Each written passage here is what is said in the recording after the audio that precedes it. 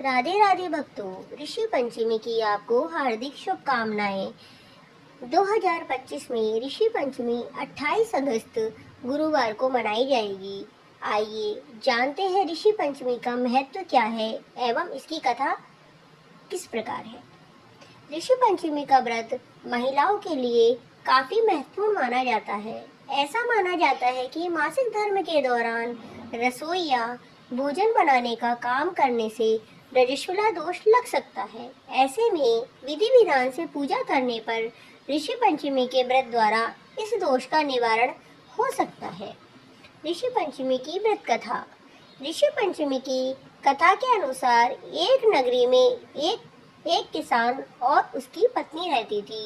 एक बार उसकी पत्नी रजस्वला हो गई, लेकिन यह जानने के बावजूद वह अपने कार्यों में लगी रही, जिस कारण उसे दोष लग गया।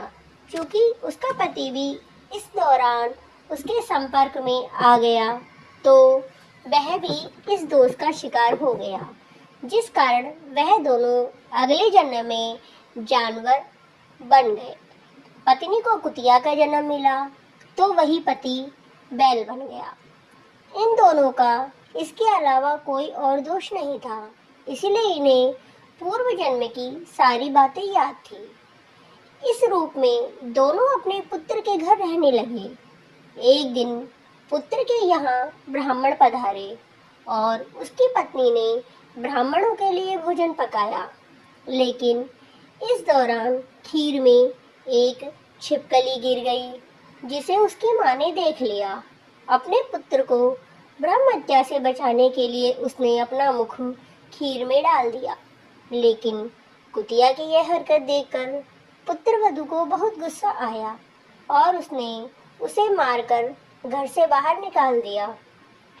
जब रात के समय वह यह सारी बात बैल के रूप में अपने पति को बता रही थी, तो उनकी सारी बातें उनके पुत्र ने सुन ली।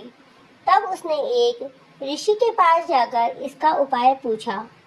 ऋषि ने पुत्र से कहा कि अपने माता पिता को इस दोष से छुटकारा दिलाने के लिए तुम्हें और तुम्हारी पत्नी को ऋषि पंचमी का व्रत करना होगा। ऋषि के कहे अनुसार पुत्र ने ऐसा ही किया, जिससे उन दोनों को पशु योनि से छुटकारा मिल गया। इसलिए महिलाओं को ऋषि पंचमी का व्रत बहुत ही उत्तम माना जाता है।